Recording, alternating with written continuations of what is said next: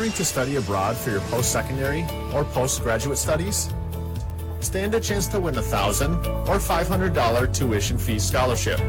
Attend the Harvest Field Education Virtual Fair on Saturday, the 1st of May from 4 to 8 p.m. West Africa time.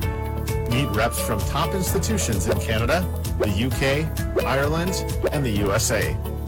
Chat, download their materials, and upload your credentials for immediate assessment. Access is free, but registration is compulsory. Visit harvestfieldedu.vfairs.com to register now. You will receive a confirmation email with your login details to join us from the comfort of your home. Harvest Field Education Services, your best guide to studying abroad. Email harvestfieldedu@yahoo.com. Good evening, televiewers. You're welcome to this other edition of Prime Hour on My Media Prime.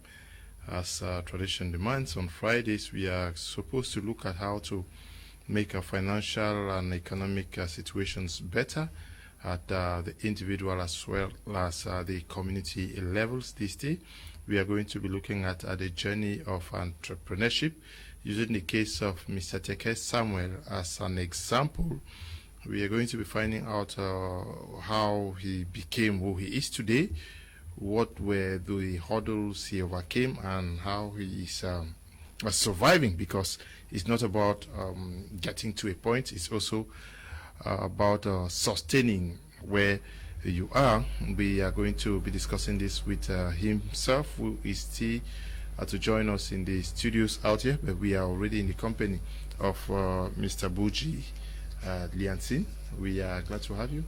It's always a pleasure being on My Media Prime. So okay. We are looking at an exciting example today. I'm very excited because we will be sharing the stage with a great man, somebody who has traveled the journey before us, and he knows the way, and he will be giving us an inspiring story, because every entrepreneur has a story. Before the glory, there is a story behind it. Okay. We also are in the company of Mr. Neba. How are you? Good evening. Good evening, Mr. Leo. Good evening, televiewers who are over there in Bamenda, in Boya, in Kumba. Today is going to be another exciting day. It's always a pleasure for me to be on the Prime Hour, and I look forward to sharing ideas with you, as well as you are going to be dishing out your own support out there. We are certainly going to have an exciting evening, because we are going to look at the parcours of Mr. Teke Samuel, who happens to be the role model of young people now in founder, Congo. CEO of founder, Tex CEO Global. of Tex Global, and groups of companies. Of course, there are several companies under him, and more are still growing. We know of the seed venture that is going to be gearing at tutoring young entrepreneurs who have ideas but can't grow them because of finance. I mean, a lot of companies are coming under him, and certainly his story up to now and the way he's going from here is going to inspire so many of us. So stay put, and we are going to have such an exciting evening.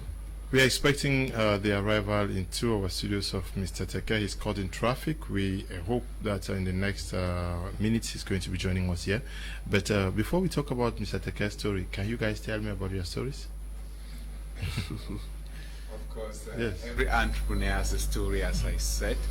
I started entrepreneurship when I was in secondary school. Okay. Yes, I usually sell this what radio you call Walkman. Like that was for the big boys. When I realized that if I could sell my own, I always buy one, I use and I sell, just like that. I realized I was making a profit from it. So I started thinking about what if I could increase this. So when I actually left high school, one thing was in mind. Everybody went looking for a job. I actually wrote the police. You know how all of us want to be at the time. You feel like if you're not the military man, there is actually you are people won't respect you. People won't respect you. There are some of us that people were in school say, when I will be a military man, I will teach the teacher a lesson. So those were the type of things I was looking at. But before, when I wrote, I actually wrote. I had an experience when we wrote the police concours. Precisely, I remember that they were taking less than 10,000 persons, but the number of people who wrote the police concours, like in the central route in Bamenda, there were about 30-something thousand people who wrote. And imagine for that particular category, you had only 5,000 people that they were taking. I had the Grand Nord where over 200,000 persons. The central region, you had about 100 persons there. Over 500,000 people wrote, and exams that needed only 5,000 persons. Now I started asking myself the question that even if the government decided to be so good, they cannot employ everybody. So somebody needed to do something.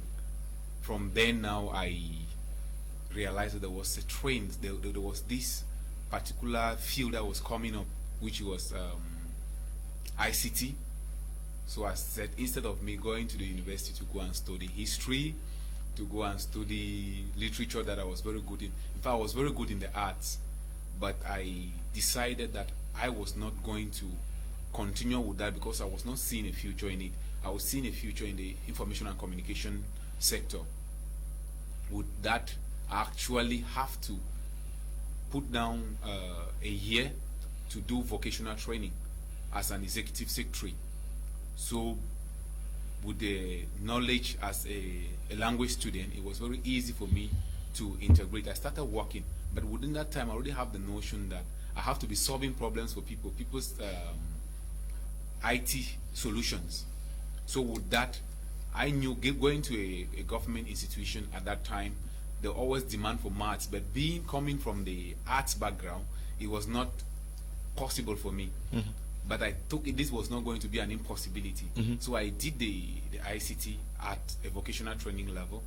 Then, after a while, I had to go to a private university, a polytechnic, that's IUB.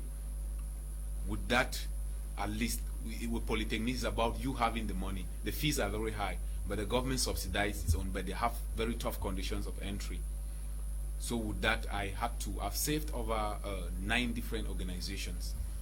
And right now with Tex Global, which is more actually the destination that I wanted to be, and looking up to a great visionary like Mr. Teke Samuel, somebody who has traveled the journey. He always tells us that. Okay, so if I get you, you got this this whole notion from secondary school when you started. Yes. From secondary school, I started looking. Yeah, but even when you started selling Walkman, you still thought that you should be a policeman, eh? Yeah, it's just because it did not work out.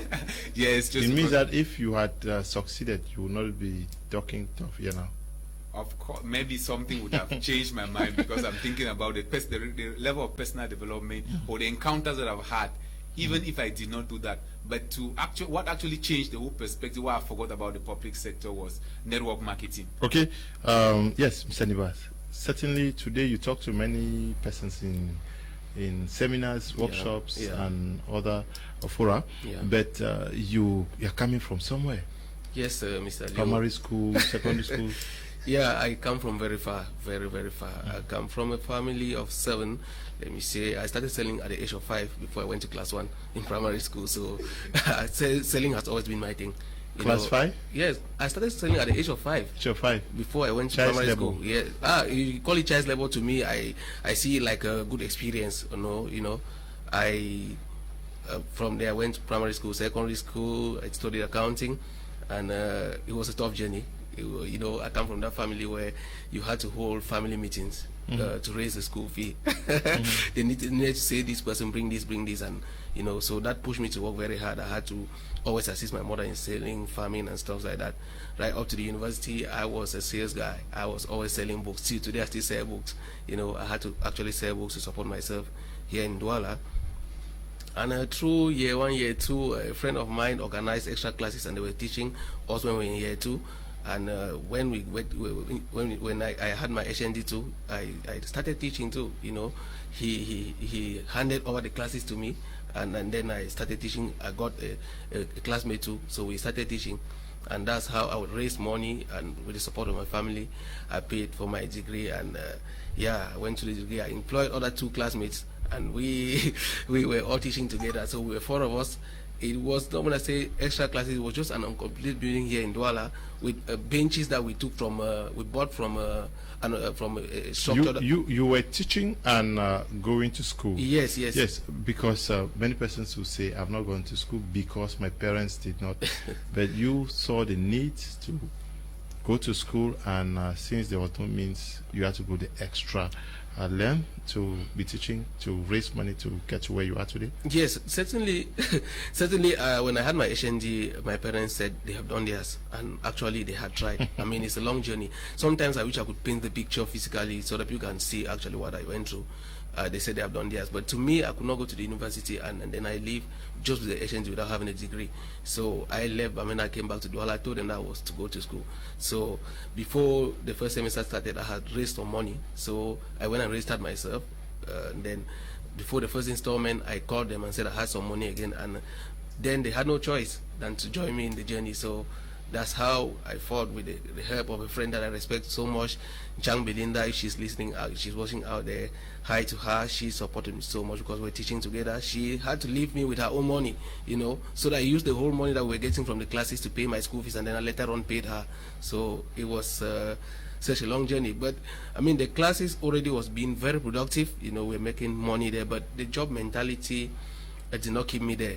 At one point in time, I dropped it. I left it with some guys that I taught, and they passed very well in the HND. So I left the classes with them.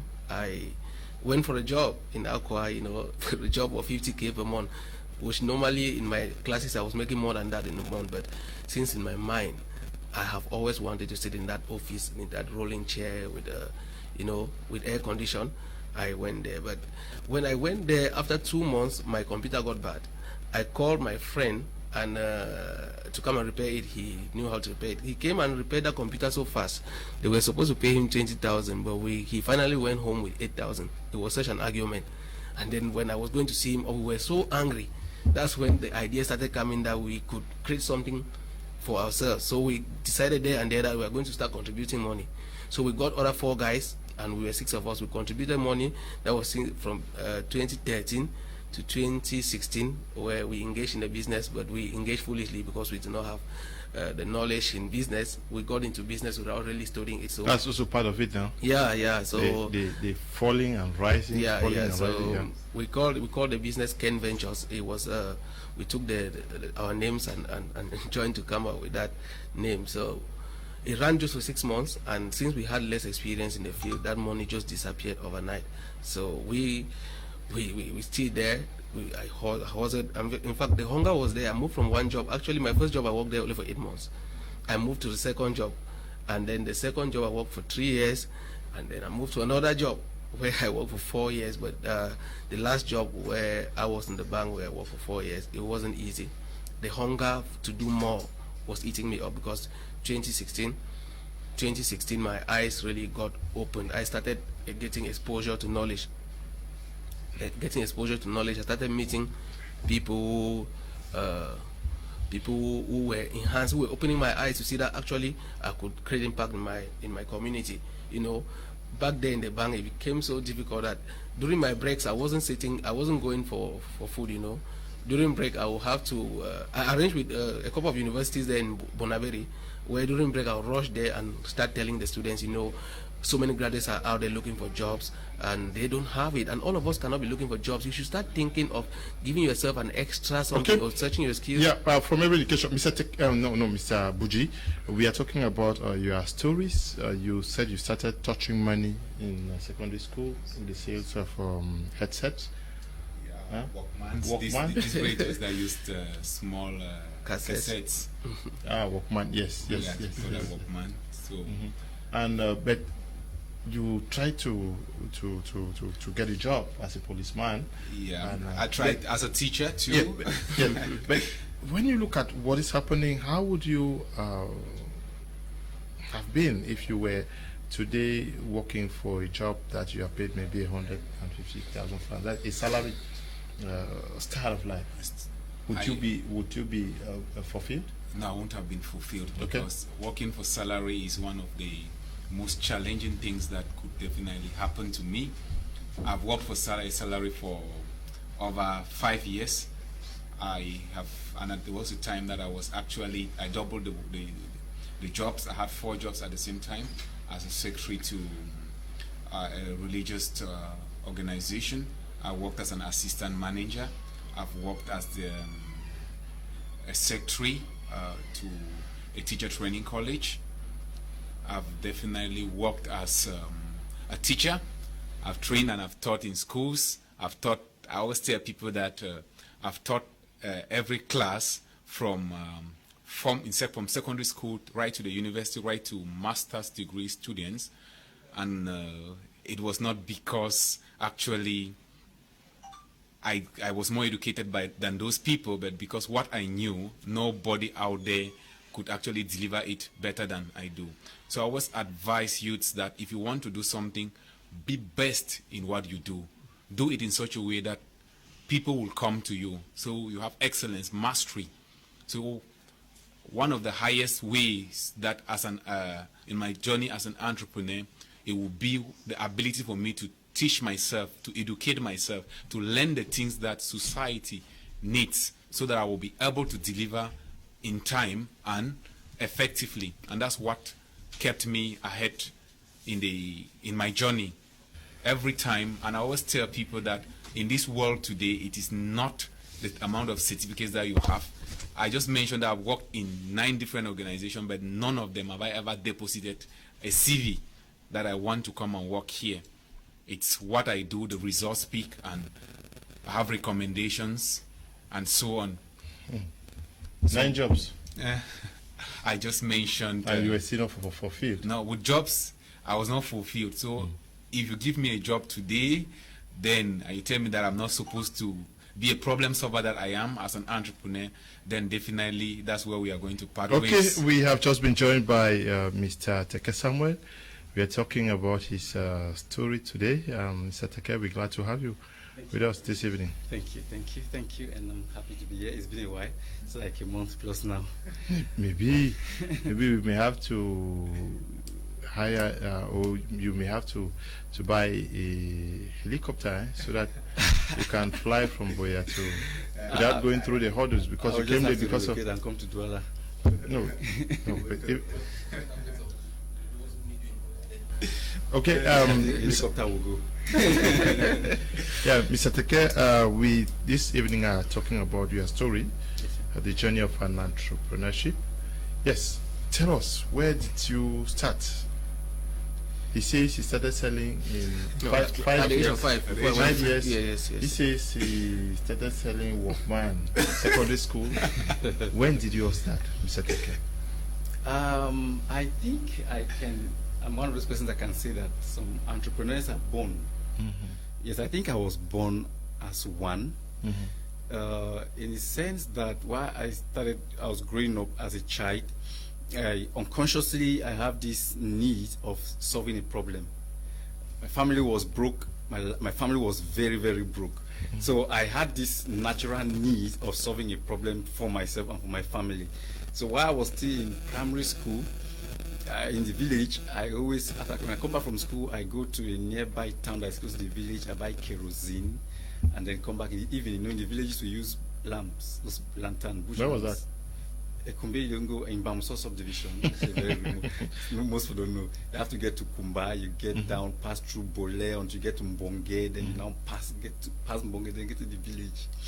So buy kerosene, and then in the evening, you just put your kerosene and then you move around, measure them in bottles. So you can buy like 5 liters. Because you measure them in bottles, these beer bottles, Buford bottles. I saw kerosene. Yes. So you saw kerosene. I saw kerosene. So carry it on your head, you move around, and then kerosene, then they call you sir, and all of that. So I started from there because I needed to go to school, and my parents were not doing well financially, so I had to support myself. I needed money for break and all of that, and that's how the whole thing started until I grew up seeing myself trying to solve a problem for myself, getting involved into small businesses, selling things. And even when I was in boarding school, I was a businessman in boarding school.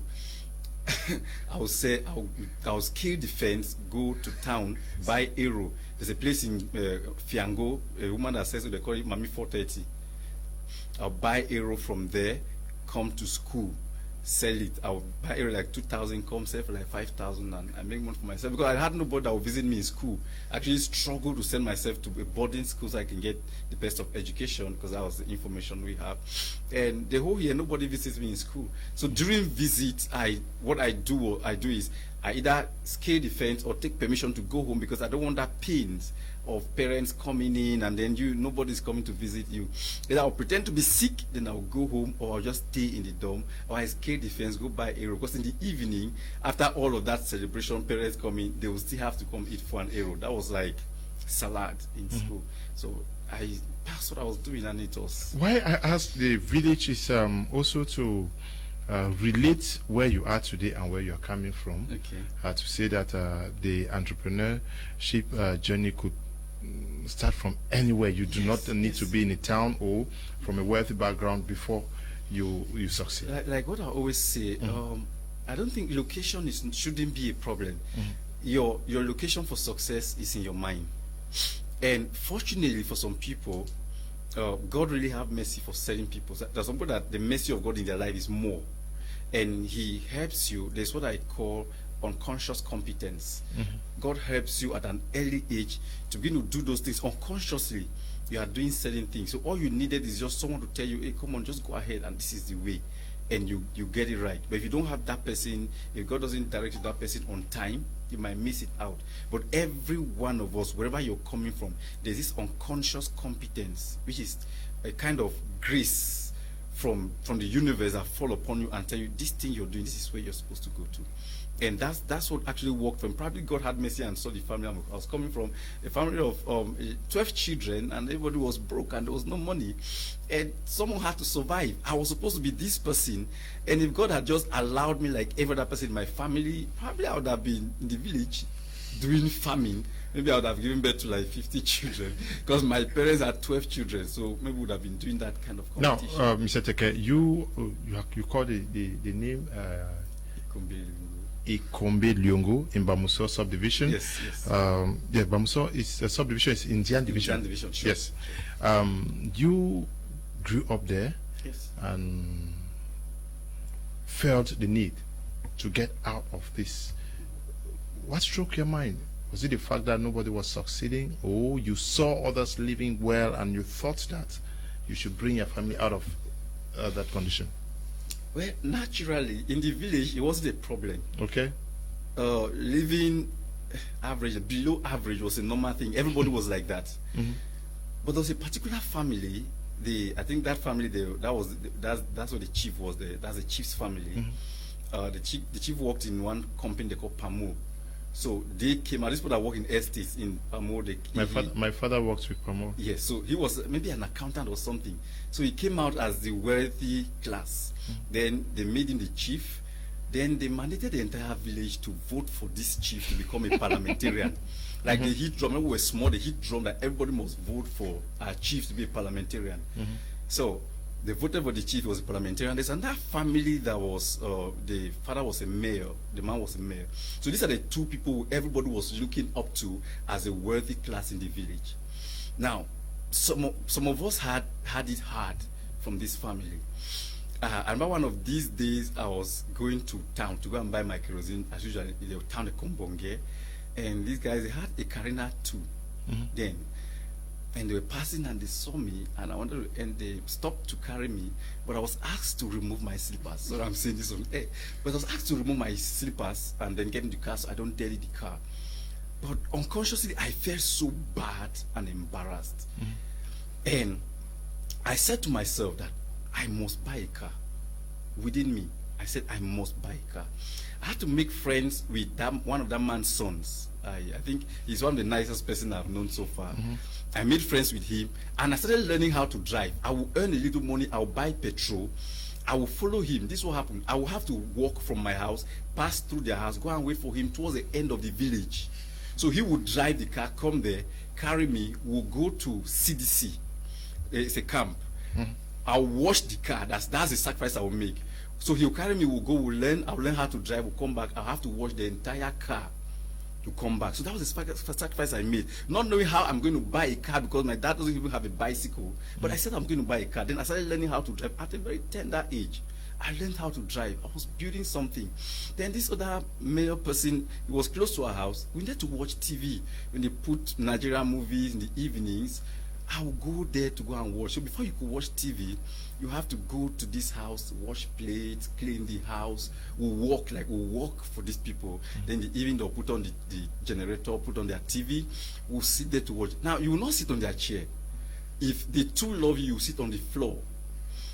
Sometimes before you come, because they'll ask you to go and take your bath. After you must have worked for them, you have to go and take your bath before you can come and stay in their house. So before you come back, you must have closed the door. So we peep through the window. You know the village house, there's always, so other peep through the window. This unfortunate day for me, Cameroon was playing football with one other team. We're small, like watch football.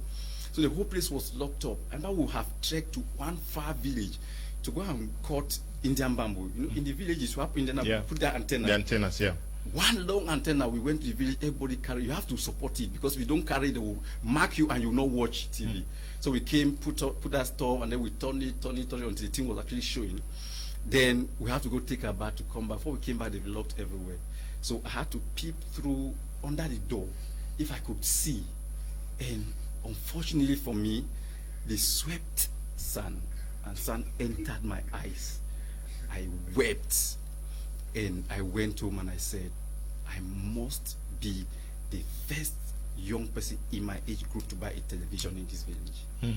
That was the end. I never entered those postcards again. I never watched TV in that woman's house again. And I started working.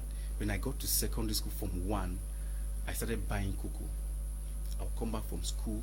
I had one cousin that was a produce buyer. I'll join him. I'll be learning how to buy cocoa. I'll be carrying cocoa on my back and all of that. And that's how the thing moved until business became part of what I could do. And I could see myself differentiating myself from my mates. I became the first young person that had a phone. When phones started coming now, we have Siemens and all of that. There's a phone that came, they call bed clappers. If you have it, you really have money. I was the first person that bought it in my village. I was the first person among my mates that bought a television. Every other person could now come and watch television in my house. Because of that, I was like, in what I did from 7 p.m. to like 2 a.m. in the morning. I put on the generator, put the TV, open the whole doors. Everybody was watching because I felt the pains. I think that was where my need for humanity started building up. Because I felt the pains, the humiliation from those guys. I was like, okay, no, everybody must watch. And I opened the whole doors, nobody's looking everywhere.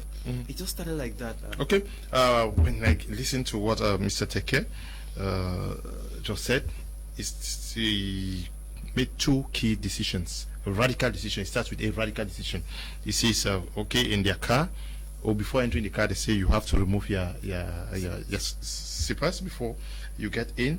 And then he worked so hard to watch a Cameroon football match and was not opportune to even watch it. And then made that firm decision that I must get a car and then I must purchase a TV set in the village. Does it start? We are talking about the journey of an entrepreneurship. Does it start with taking very firm, radical decisions that this is what I want to do? Of course, you cannot be an entrepreneur when something that has not triggered you. Something must inspire you, and it's always a need, or maybe you are dissatisfied, and that's why anger is very, very important. You must be angry at something, and you change the situation. Just like me. At one time, I was very angry for the fact that though I was very intelligent in school, I could not get a job. So I started thinking, what do I do? I empowered myself. I started saving people, learning from entrepreneurs. That's why the very first thing that I did when I was at the workplace, I did it. I saved the place as if it was mine.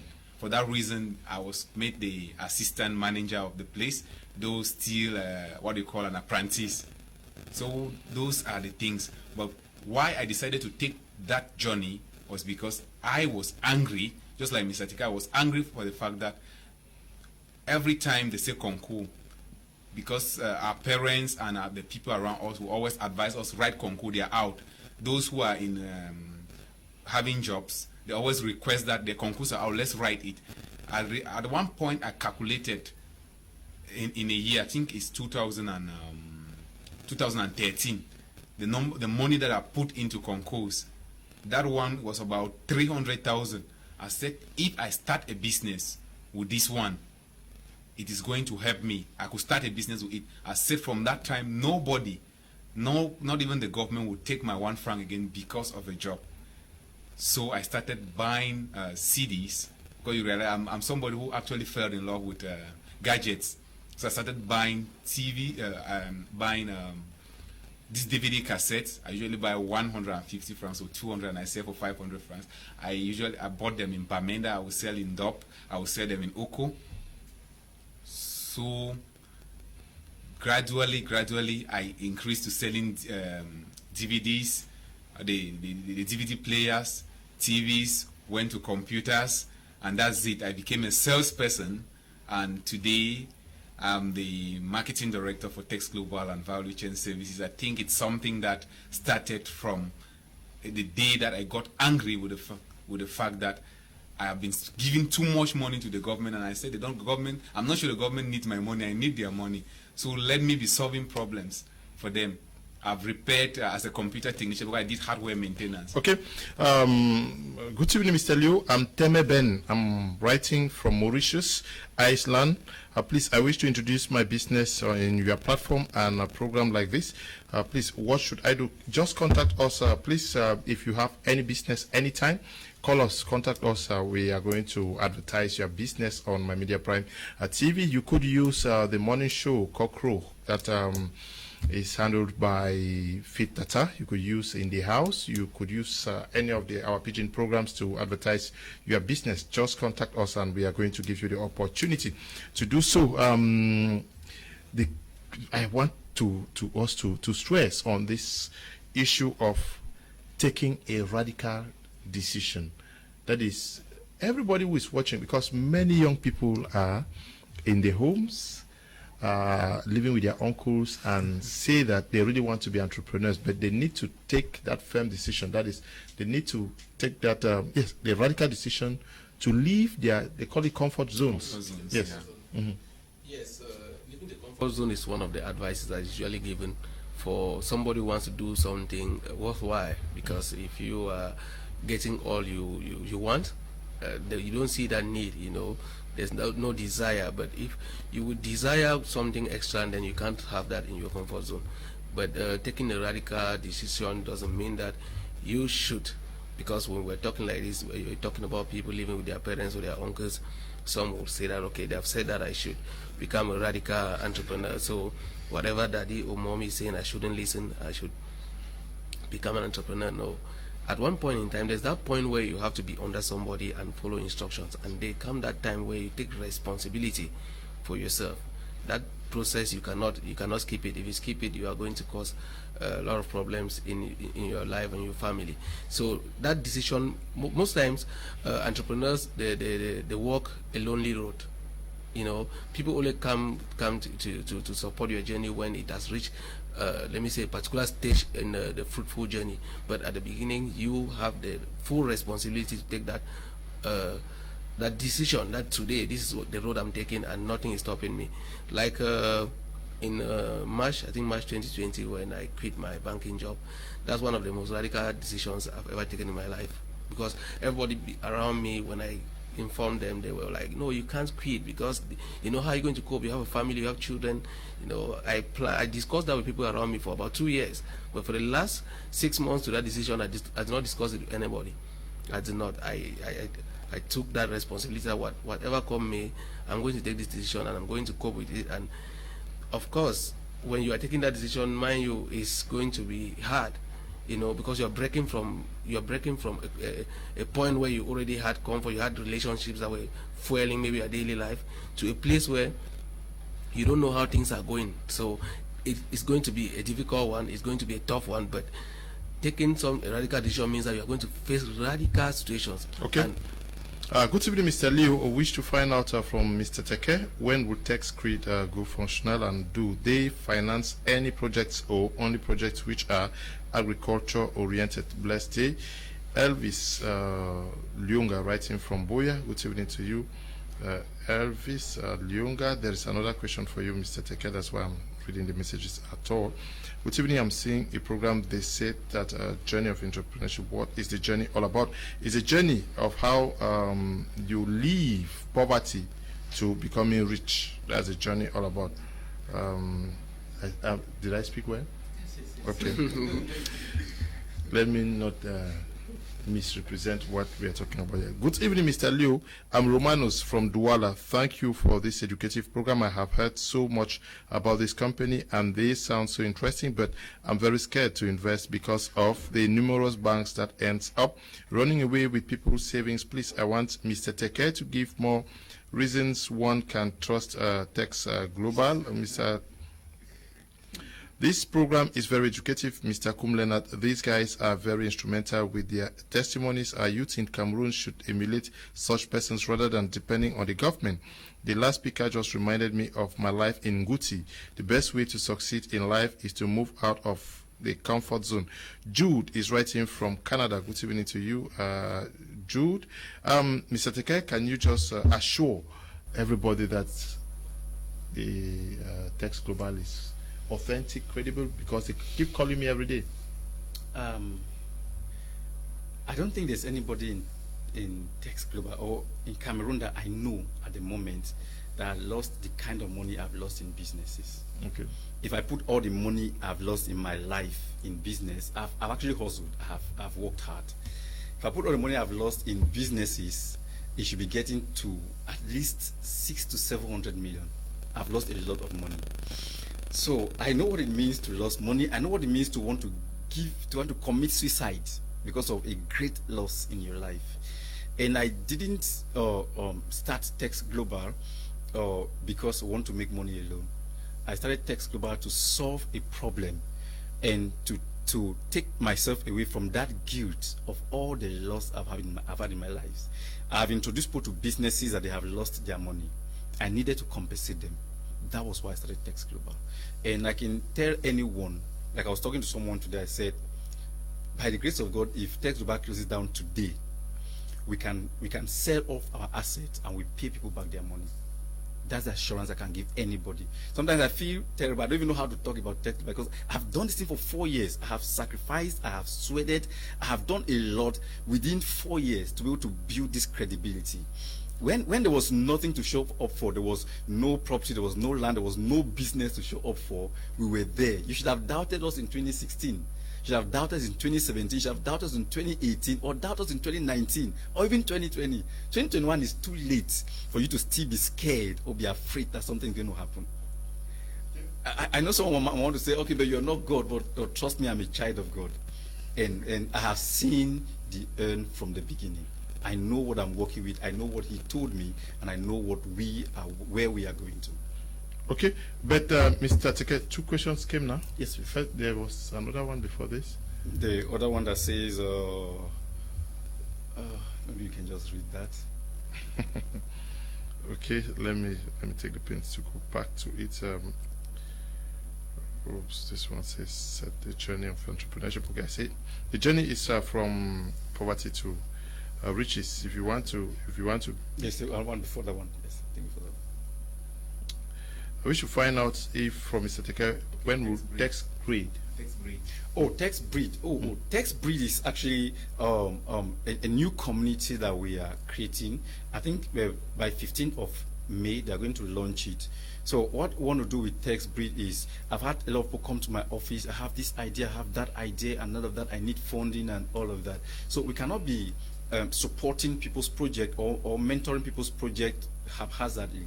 So we want to create a community called Teke breed, where we're going to help people fund, support, and mentor their projects. So by 15th of May, I think we're going to launch that. I think that's in the hands of Mr. Buji, Ms. L, and other people who are in charge of that, where we want to be able to gather young Cameroonians with great ideas, see how we can come as a community, fund their projects, sponsor those ideas, make sure their dreams come into reality. And talking about agricultural projects, yes, we sponsor all projects as long as they are legit, as long as they are feasible, as long as they are productive. Okay. Mr. Teke, yes, sir. You said you started selling Aero. Kerosene. kerosene, Eru in secondary school. Yes. We have moved from the village to To town. Kumba. Mm-hmm. You sold Eru. Yes, in school. You finished your secondary school. Yeah. You moved on to how? So after my advanced level, I was 17, going to 18. Then I traveled out of Cameroon. I went to Nigeria. Okay. I just traveled from Cameroon to Nigeria. At that tender age, I was very small. I had a cousin in Nigeria that I was going to meet, and I was supposed to go to China from Nigeria. So the idea was, okay, come to Nigeria, we'll get you a Nigerian passport. Then from there, it's that way to go to China. So I left Cameroon without a passport. I had no passport. I had just an ID card. Then I went to Nigeria. I used boat. I went to Nigeria with a boat, speed boat, and I was very small. I got to Oron. I lost the contact. That my cousin's number. He was in Lagos. Oron to Lagos is like almost 16 hours by road. And I got to Oron. I lost the number. I didn't know where to go to, and and I was frustrated. I couldn't call. There was no phone. There was no number. And there was nothing. So luckily for me, one man saw me. He said, you look like someone I know. And then I mentioned one of my elder brothers' name that works in the Bamusora Council. And I said, yes. So what I do here? And now explained the stuff, and I was crying. I'm a child. And that's how the man took me to his house. And they were now trying to figure out what they're going to do me. It was during December period, and Nigeria is very scary during that period. So I stayed in the man's house for over 3 weeks. They were giving me food and everything for 3 weeks until he got in contact with my brother. They now sent the number again, and then the call went through. And that's how I traveled as a child from Oron to Lagos, generally over 16 hours by road alone. Before I got to Lagos, it was at night. And Lagos, if you've been to Lagos, you know what Lagos looks like. And I didn't know what to do. At night, I was confused. So I took a taxi, and the taxi stayed in the traffic hold up for over 5 hours. So the taxi man had mercy on me and then put me on a bike. And then I just mentioned the name. That was Alaba International Market. So he said I should stop at Alaba International Market. By 8, Alaba had closed already. And I didn't know where to go to. So the bike guy just carried me, and we're going until we have passed Alaba. I never knew. And how God made it, and this my cousin was standing by the road after Alaba. There's another place they call Ajangbade. He was just standing there. This is someone I've not seen for like 12 years. And he was just standing, and the bike was passing with me. Then he just shouted my name. They call me in the village. They call me Mola. He just called Mola. I just heard him. I said, stop, stop, stop. How he saw me at night is only God. I would have been missing by now. And that's how he called me. Then I stopped. Then I was in Lagos, and that's how everything started. So that's how I got to Nigeria. And the China thing did not work. Then I remained in Nigeria, and the whole story is like You started hustling. I started hustling. I'll be buying television. So when the China thing didn't work, I became frustrated, and my cousin got angry. He told me, okay, now that it's not working, he doesn't have money, and the money I brought is gone, so I should go and learn a trade, because I couldn't follow him to his shop. He used to sell in Alaba Market. I couldn't go there because the noise was so crazy. I'm come from Cameroon, where we've grown how to go to school. So when someone said, okay, I should go learn a trade, I said, okay, I can learn how to repair computers. Then I thought that was a lucrative trade to learn. And when he figured out the prices, it was much, he now asked me to go and learn how to repair television. So I tried to do that for 2 weeks. It wasn't working. I'll be carrying big TVs as a child, transporting it. When we repair it, we go and deliver it to the people and all of that. And I was getting sick every day. So I told him I was not going again. So he came one day and was angry and told me, in Nigeria, especially in Lagos, if you stay in Face Me, I Face You house, because that's where he was staying. Face Me, Face You house. Yeah, Face Me, I Face You is that's where they build the house. So they'll put a corridor. Then you have rooms here like that. So if you stay at home without going out, when everybody's going out, if anything gets missing in the compound, they'll call you because you are the one that doesn't go to work. So he was scared that something should not get missing, and they now say it's his brother. So he came one evening and said, hey, I have to go back there. He wants to get married, and the girlfriend said he can't stay with someone in that one room. So that's how my cousin gave me 8,000 naira at night around 8:30. Then took me to the agency. I took a bus to come back to Cameroon. I have to travel another 6 hours journey to get to Oron. We spent 3 days on the road. The bus was always getting bad, and before I got to Oron, I've exhausted the whole money. I stayed for more than 24 hours without food. I was there, I was looking so white. I got to Oron. There's no transport to pay the boat to bring me to Cameroon. And I stayed there for more than 18 hours. And I had to meet a boat driver. And I was begging, I was crying. That's how God sent another person again who could recognize me through my elder brother's face. And they put me in a boat and they got me to Bamso. Then I got to Bamso, I was angry. That same anger, I made another statement that I will go back to Nigeria, I will make a lot of money, and I will be richer than that my cousin. Now, I started buying crayfish from Bamso. I'll take it to Lagos, sell it. I'll buy TVs, buy computers, laptops. I'll bring them to Cameroon and sell them. That's how I got into business. That's how you got into business. We are talking about the journey of an entrepreneurship. Yes, the persons you find out there, they need to tell their stories so that you know that it's not always easy.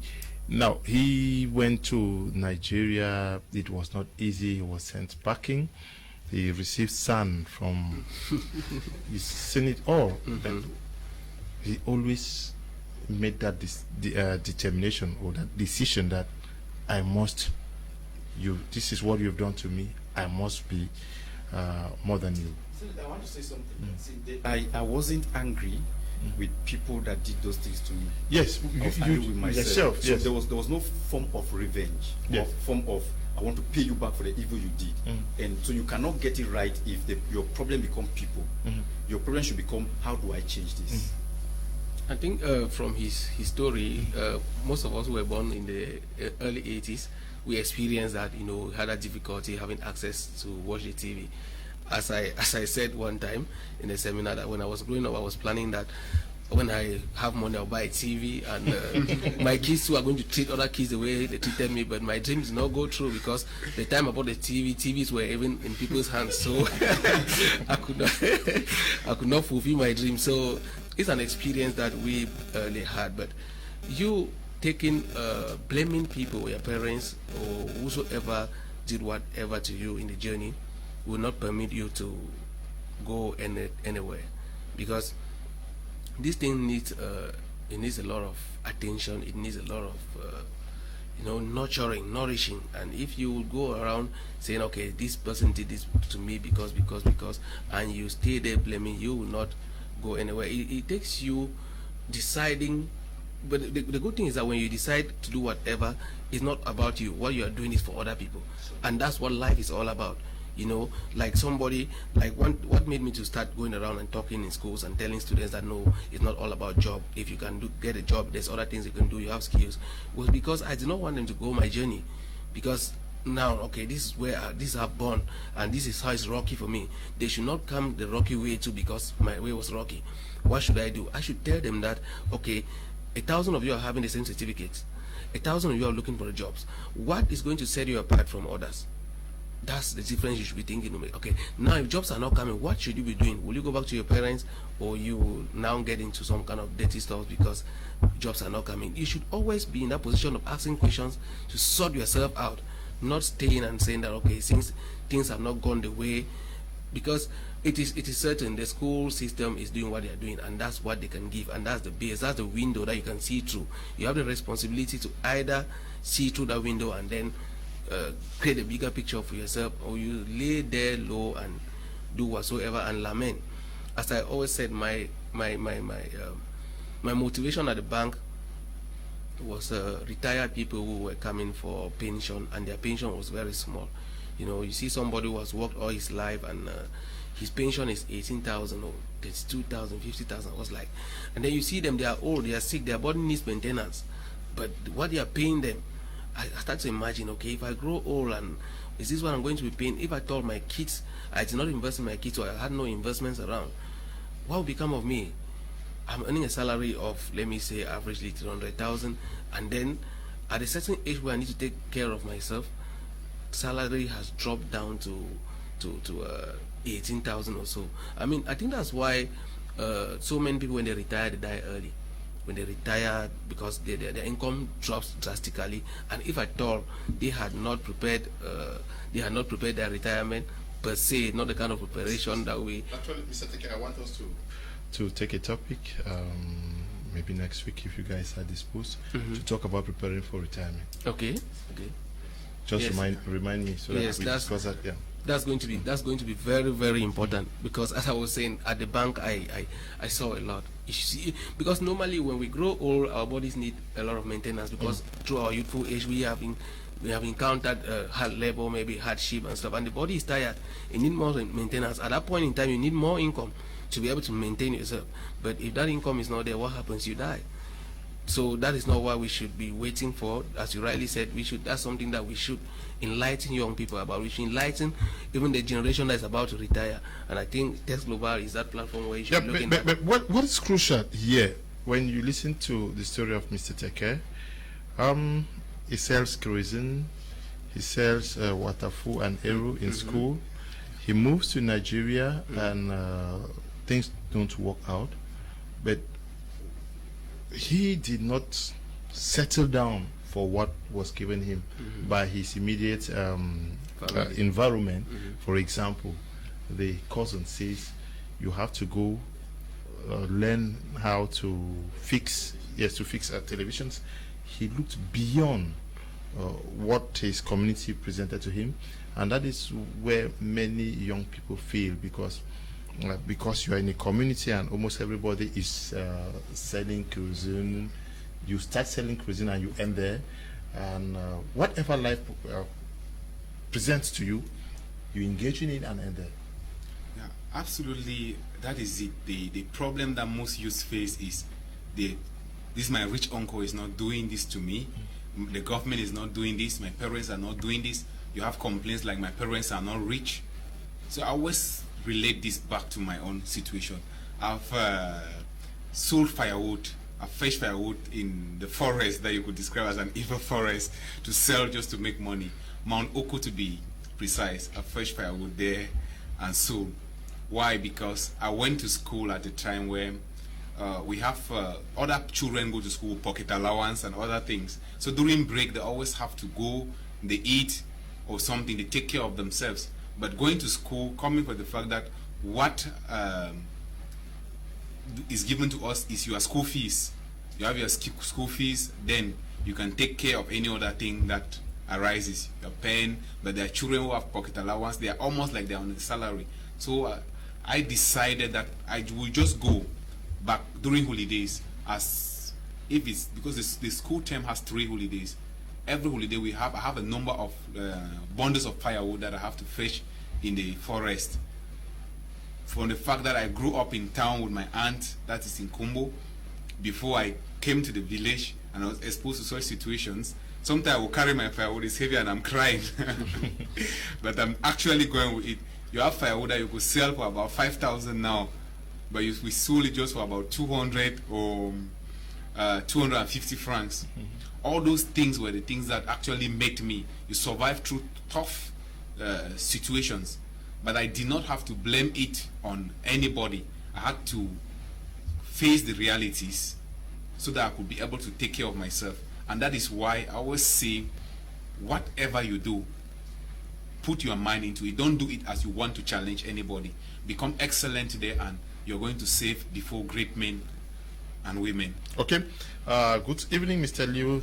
Talking about agriculture and entrepreneurship, please. I have a cassava farm, a cassava processing project that I will want to share with Text Global. Fruit chair, writing from Bamenda. Fruit. The numbers are on your screen. Call the numbers after the program. Good evening, Mr. Liu. Great show, great panelists sharing great ideas. I salute the efforts of the team.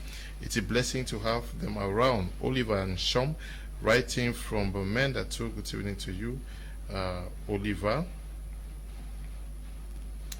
Good evening, Mr. Liu and all the panelists on board. Please, Liu, I want to ask Mr. Teke this question. How can someone start a business without having any capital? I'm Elvis, writing from Limbe. Many persons are asking these questions. Why would you want to start a business without capital? I'm sure you have been going to bars every day now. Why not keep the money to start a business with it? Good evening, Mr. Liu. I'm stuck to my TV set. Teke's story is inspiring and touching. It is called to Cameroonians to wake up and hustle, follow the right path and the right procedure, and be disciplined and focused. Say hi to the big brains. Alex is writing from from Boya, always watching the program. Alex, good evening to you too. Mr. Teke, now, I don't know who raised this, but I was going to ask you, an entrepreneur is a loner, as you must carry a load and stay focused. Yes, the journey is more of an individualistic decision than a collective decision. If you want to do it looking at what people are going to say or how many persons will join you, you will never have that. Definitely people are going to join you, but not when you are starting. You see, you will never see a seed that is planted and is depending on another seed to grow. When you plant a seed, the seed has the tendency to walk alone, die, bear the pains in the grave when it's buried, and then shoot out. When the seed shoot out, it's at that point that everybody starts passing by to look at. And when the seed shoots out, it becomes a tree. Other seeds join that one seed. It's one seed that shoots out, grow, and then bear fruits, and now have more seeds in them. So, in the journey of entrepreneurship, when you are in the building stage, just fix your mind that you are alone. Then, when you start getting to the celebration stage, also prepare your mind that you always have people around. So if you want to say, hey, when I was suffering, nobody was there for me, you're going to miss it out. Because when it is at your celebration stage, you need people to actually push the dream with you. Because vision is never given to a group of people. A vision is always given to one person. But it is a collective responsibility for the vision to be fulfilled. But one person must be ready to carry out the vision. One person. So if you are a vision bearer, if you want to become a successful entrepreneur, know that you have to start it alone. You have to start it alone. And when you have started and then it has started making some sense, people will definitely join you. Put them along, work with them, show them what they have to do, and then you keep moving. It's a lone journey. It is a lone journey, but it also has to do with a lot of sacrifice. You need what should be the rapport of that perfect entrepreneur when we talk of this relationship, social relationship in the community? Well, see, you need to cut off now. As an entrepreneur, you have to understand certain things. You must always learn to get to a place of balance. You know when you have to be alone, and you know when you have to mix with people.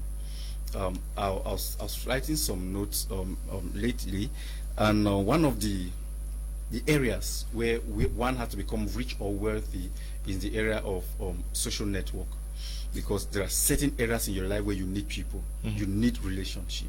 As an entrepreneur, no matter how intelligent, how genius you are, you need certain people in your life. As a matter of fact, one way to prove your genuity is your ability to have a lot of friends around. Keep them in their various positions, know your discipline, know where you are, and know where they are supposed to be. So you need the social impact in your life if you really have to succeed. Because as an entrepreneur, you're going to be employing people. You have to learn to work with them. You're going to have clients. You have to learn to work with them. All these has to build with your ability to work on your social network. So the place for people is there, but the place for your individual decision is always there. There are times where you have to stay alone in your house. For example, yesterday, or 2 nights ago, no, yesterday I went out of social media. I deleted my Facebook account completely. I had to make a certain decision like that. And very soon I'm going to go out of WhatsApp. There's a reason. I have to. There's something I want to work on, and I need to go away from all of those things to be able to build it. And the result will only come out in the next 2, 3, or 5 months. I was like, okay, I had to do this. It's not easy. So, like 3 persons went to, what happened to your Facebook? I said, okay, I went out of Facebook. It's a tough decision for someone who makes a lot of money online to actually go. It's like going out of business, consciously going out of business. So that decision, the whole thing about entrepreneurship is maturity, your ability to make a decision and keep to that decision, that discipline. You have to learn it. If you say, I'm going to be alone for 3 months and study, do it. You say, I want to make 20 friends today, and these friends are going to be my business partners. You have to do it, no matter how difficult, how sacrificial it's going to be. If it will kill you to achieve that, make sure you die and achieve it. Of course, as an entrepreneur, you cannot live until you truly die. Okay. Good evening, Mr. Leo. Touching story and good inspiration from Mr. Teke. Thank him for accepting to share his story. Good evening, sir. I really enjoyed the program. More grace to those on the panel. William is writing from Mutengene. Mr. Teke, I'm asking you a question, and that question should be an answer to many persons who are asking about how to start a business without capital. Okay. You are telling a story of how you left Lagos, going to Oron. Before you reach Oron, you exhausted your everything. You had to move back to Bamuso. Yeah. But the story says that you came back with nothing. Yes. But that did not stop you from looking for something to start all over. How did that happen? Okay, so I just want all of us to understand one thing, that there is always a way. There is no challenge that doesn't have a solution. There's always a way out. So how did it happen? When I got to Bamso, with that anger, that decision that I have to go back to that, I would have changed my country, I would have changed my location. But I decided, so if you are listening, one of the greatest tools you have for your success is your mouth. You have to learn to use it right, else you destroy yourself. The Bible says, by your words you shall be justified, and by your words you shall be condemned. One of the things that kept me were the things I said to myself. I'm going back to that Nigeria and I'll make it big. And anytime I want to relax, that thing will ring in my mind, like, this is what you have said and you have to do it. So what I did was, since my brother works in that place, they know him, I went to all these farmers that farm crayfish. They go to the water, see the fishermen catch crayfish and come, they dry it. So I go there, I discuss with them, I get their crayfish. Truth be told, I had no money. I get their crayfish, we discuss the price, I carry it, go to Nigeria, sell it, buy those electronics, come back. Some of them I exchange their debt and give them TV, give them laptop, and then we exchange it like that. Some I sell and then pay them the money. When I'm going back, I use my profit, pay them advance, get more crayfish, go back to Lagos, sell them and all of that. That's how I started. So the whole thing first is, you don't need money. Money is not the first thing you need. Money is not the first thing you need to start your entrepreneurship journey. The first thing you need, number one, is the decision to get in. Number two, you need your mind intact. If your mind is out of place, your life is out of place. So I was able to put my mind, I set up my mind that I'm going for this thing and I'm going to win in that. Yes. Then I made the decision, then I started. And so the universe was only collaborating with me based on my mind and the words I have spoken. Mr. Teke, is the problem not also that of fear? You were not too versed with Lagos, but you said, I would go back to Lagos and do business, and you did it. Yes. So many persons may be seated maybe in Tamnjong watching us now, maybe in small support watching us, and says, how do I start? I don't know anybody in Douala. I don't know anybody in Yaoundé. How do I start? So you see, that question, how, is not a question that an entrepreneur should ask. Yes. In the journey of financial success, the principle is, take the first step you can see. Okay, get into the in the billionaire mindset, the statement I wrote, I say, get into the corridor. You don't know the next door that will open for you. So take the first step and just start climbing the staircase. If you don't get to the summit, just keep going until you get there. Because if you want to keep calculating, how do I start? That's why I don't like overbook, because it's overbook that will make someone to sit and start analyzing. I call it paralysis by analysis. You sit, I want to analyze, okay, I have to leave Kumba and travel to Boya, then move to Douala, look for a place to stay. No. How do I do all of this? Go sleep under the bridge. I have to say that if it requires you to get to Douala and realize at 9 p.m. you don't have a place to stay, look for a bar, stay there until when everybody has taken their drink and then they are going. Sleep by any bench. If there's no bar, sleep under the bridge. Go to a wrong point, sleep by that statute, stay there. People are always there. Always there. Yeah? If you wake up the next morning and realize that you slept out, man, there is a way the universe collaborate with you if they see the decision you have made in your life to succeed. God is not emotionally driven. And so he will never respond to your too many questions of how do I do it. God only responds to actions. I'm going to do it, and I trust God. He's going to back me up. I will bless the works. And I will bless the works of your hands. You are he asked Moses, he said, what do you have in your hand? And anytime you sit in your house and you say, God, what do I do? Look at me, I don't have money. God is asking you a silent question. What do you have in your hand? Okay. I taught something today at Shape Academy, and I said, you have to learn to listen to God or to somebody you have called your mentor. If you want to follow God or you want to follow your success journey, don't use your eyes, use your ears and your mind. Anything you hear, just go. Don't try to figure out whether the road is clear or not. If I had done that, I wouldn't have been where I am today. I came to Cameroon with over 370 million. All the money disappeared. I had to just listen and I had to just follow based on what I heard. If I had realized that, oh God, what do I do? Should I go back to Nigeria and start hustling, or should I go back to this country? I would have missed it out. Over 10,000 Africans and 10,000 people in the world who depend on Tech's global system would have been broke if I had wanted to use my optical eyes to see the challenges that were ahead of us. Okay, they want to see the end from the beginning, like God. We are not God. So let's just take the step. God wants our faith now. Yeah. Okay, good evening, Mr. Liu. Loving the program. I would really like to talk to Mr. Teke concerning my business and how to make it bigger, because like I said in the last program, it shows a lot of promise, but how to make it bigger is still the problem. I have it is a homemade drumstick business, and just selling to churches around has made me realize how important it is, but how do I expand? The numbers are on your screen. Just call us. Good evening, this is Rose from Tico. What does it take to be an entrepreneur? I'm a teen of lower seat and inspired to be an entrepreneur. What does it take, Mr. Teke? It just takes you to start. Okay. Just start with that dreams, that thing in your mind. Just start with it. That's how. Okay. Just start. Good evening, Mr. Teke Samuel. How can someone not to invest in a right business? John from Limbe. Well, that is what is killing most of us. We want to invest only in the right business.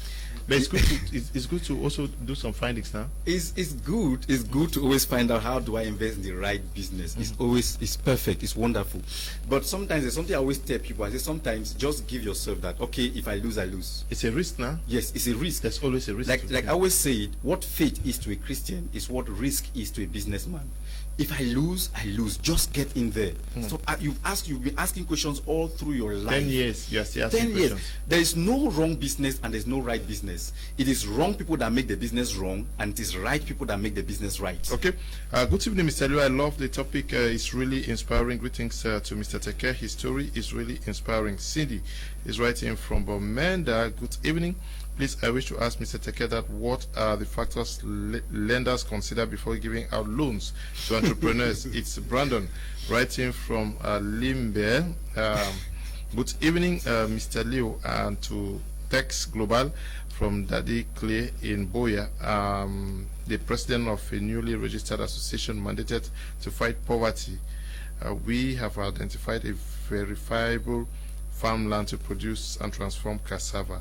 It measures 1,100 meters square, worth 500,000 francs safely.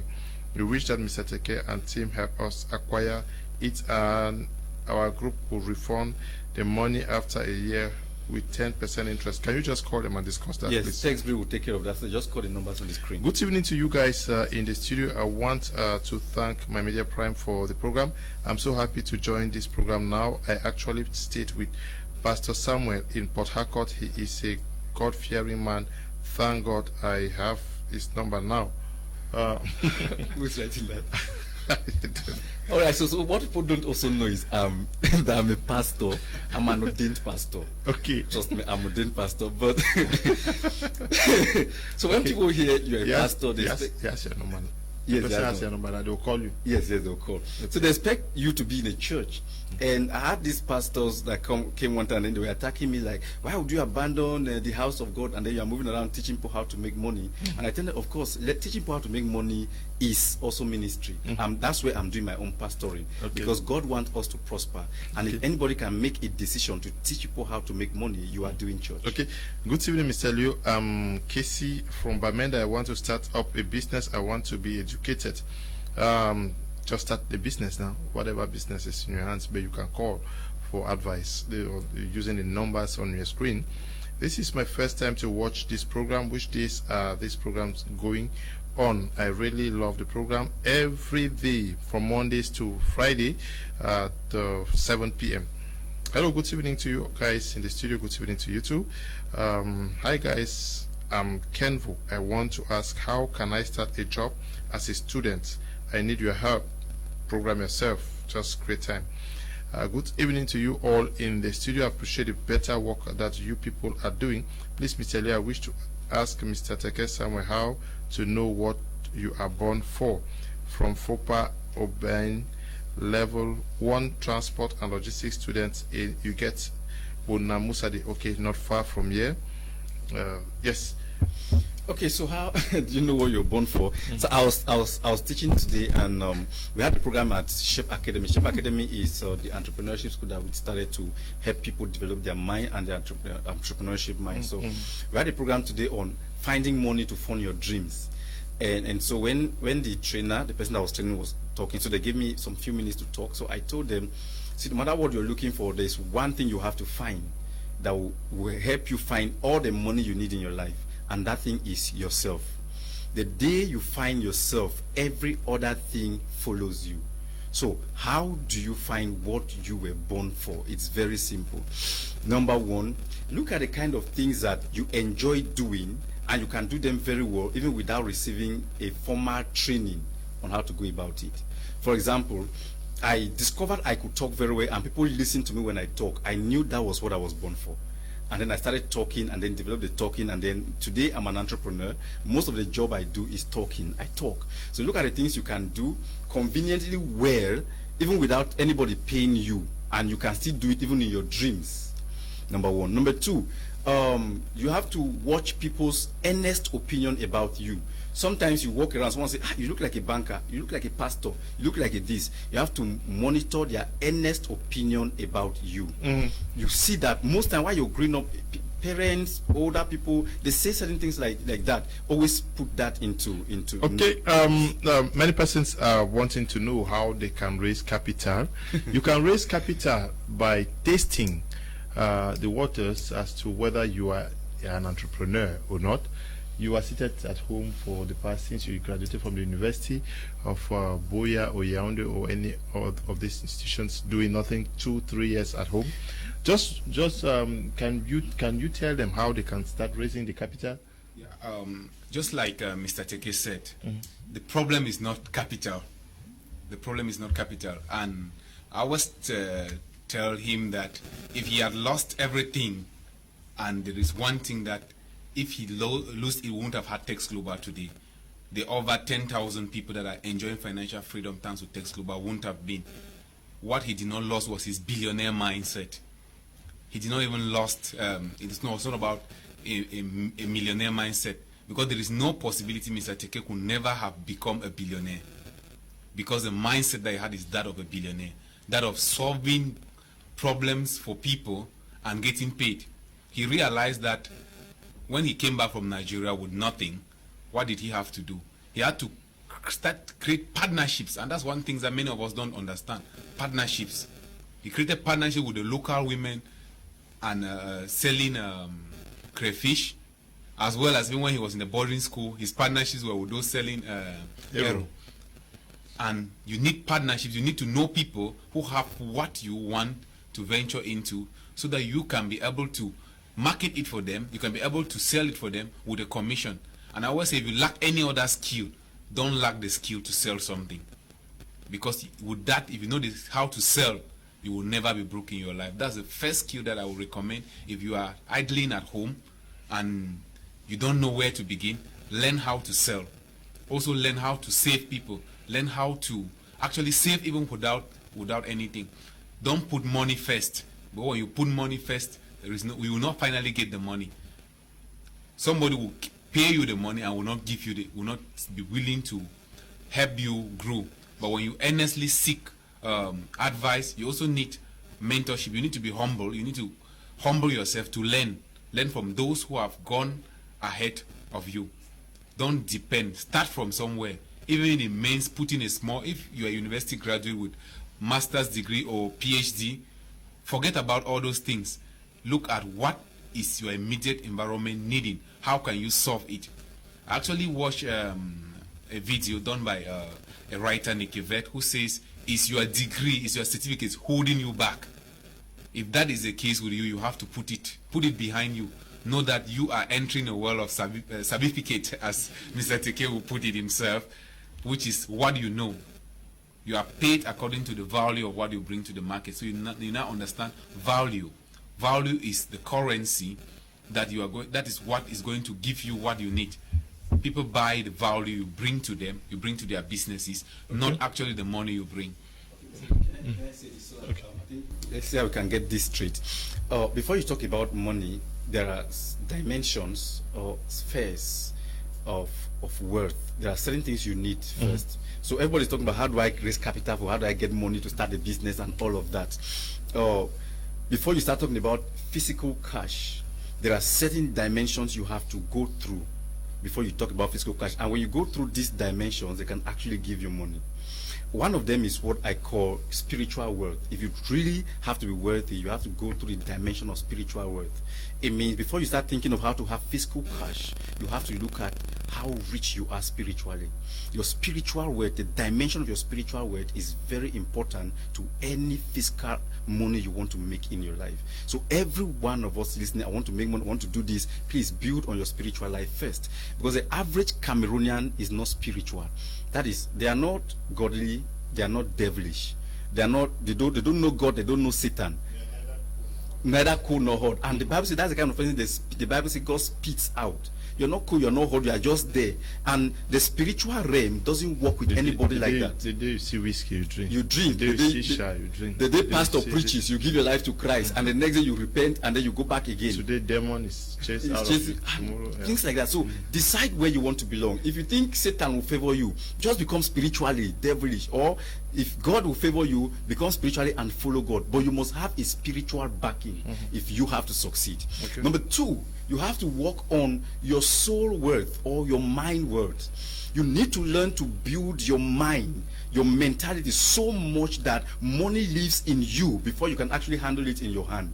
Most people say, I want to have money, I want to be rich. They are 30 years old, they have never read a book on money before. It's not possible. They never develop themselves on how to handle wealth. So when you give them money, they mismanage it, they throw it away, and they come back and start crying that money has not come. Why? The capital. Yes, They chop the capital. they consume their capital, just like someone that eats his yam seed.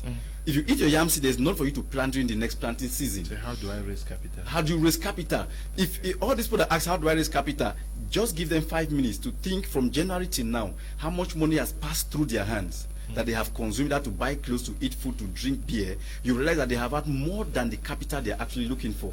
And where does that stem from? They don't have a money mind. They've not been able to develop their mind. So their mental wealth is lacking, and so money can never stay in their hand. Okay. The next you have to build, you need to build your physical wealth. That means your health is more important than the money you are looking for. If you're not strong, healthy enough, you can never go out to look for money. So build your wealth. Take time, eat good food. Don't just eat any junk. You wake up in the morning, you eat gari, in the afternoon you eat gari, in the night you eat gari, and you're getting sick. So the little money you'd have used to put in a business, you are using it in the hospital. You can never become rich like that. So build your physical wealth. Next one is build your social wealth. It's very important. Who is your circle? You are as rich or as poor as the friends you have. So you have to decide to build your social wealth. Yeah, the question I was going to ask him, So who are the kind of people you have around you? You have 6 friends. How many of them have money? If everybody around you is as poor as you are, then you don't have friends. So what are you supposed to do? Start making a decision to change the kind of friends you have. It may sound rude, or it may sound arrogant, it may sound as if you are proud, but it's a decision you have to take in your life. That's why I call it in the Benin mindset. I say it's like virus. If you have 10 poor people around you, and you too, you are poor, you are living within virus. Everybody around you is a virus. They have the poverty-infested virus in them. And you have to do what they teach us in coronavirus. Keep a social distance away from them. Close your nose, close your eyes, close every part that can be closed, that can enable you to inhale their poverty. Because the moment they are around you, they don't know any other thing to talk about but poverty. And your mental health is very important if you have to succeed financially.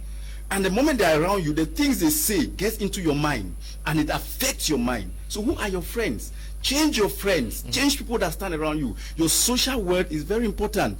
Okay. See, you cannot live a kind of life and stay around people who are not rich and wealthy. Learn to make money making friends. Learn to make wealthy friends. The next you have to look at is your influential wealth. How influential are you in your environment? It means you have to take time and build your life, build your name so much that people can use your name to sign a check in the bank. In your community, how many persons know about you? You came back from school and you sat in your house and all they know about you is that person that drinks and womanize around. What do they know about you? What is your level of influence? How many persons have you affected with what you know? So build your influential worth. The next thing you have to do is build your community world. In your community, how many persons, who have you helped in your community? Because people are not going to remember you for what you have saved. They'll remember you for what you gave. So what have you given out in your community or to your community that they can remember you? During community labor, did you ever go out to take cutlass and also clear the gutter or cut the grass? How many old women or old men have you walked through their doors and then you greet them and they can remember you that this child is always greeting us? What is the community impact that you place in your community? The last one is your generational wealth.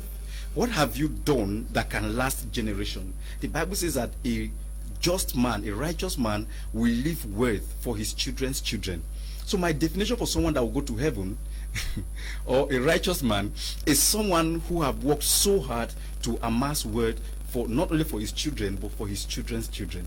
Before you start talking about money, you have to consider all of this. Now, when you do all of this and put them in place, these things naturally attract money. Because if your social wealth, for example, is intact, you know a rich man, there's no way you can stay around rich people for too long and serve them well without them giving you money. They must also make you rich. So the money we are looking for is hidden in all of these things. We have abandoned this and we are pursuing money. And money is like, in the Audacity of Success, I demonstrated it. The moment you are pursuing money, money runs away. Money doesn't like people who pursue them.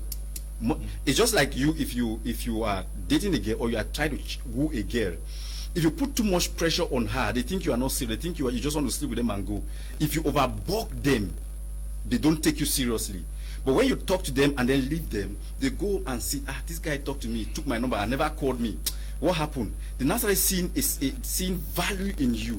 But if every morning, night, afternoon, evening you are calling, they don't have respect for you. And that's how money relates. Money doesn't want anybody that put pressure on them. Money wants to look at you and see the respect you have for yourself. Then they will come to you. Okay. Good evening, Mr. Liu. This is Besim from Lime. Please, I just got my hand from Himat Boya. Please, I need to set up a business, but okay. Set up a business, but I need Mr. Teke's enlightenment on how to go about it. Okay, can you just call the numbers on your screen? Good evening to you, Mr. Liu. Marinus writing from Boya. Extend my warm greetings to Mr. Teke. I'm a human resource management student from the Growth Mindset Entrepreneurial University. Please help me ask Mr. Teke to talk more of Text Global because I have been hearing of it, but I don't know what it's all about. So this is my first time to have opportunity to ask this. And also, Mr. Teke, given that entrepreneurship is a journey, you have to take a loan with no friends and family in taking your decisions.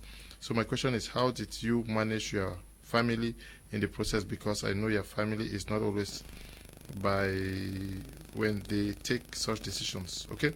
I stayed for 8 years and no member of my family knew where I was. Nobody called me. I did not call anybody. I was dead physically as far as they were concerned until when I resurfaced. I had to take that decision. It wasn't easy.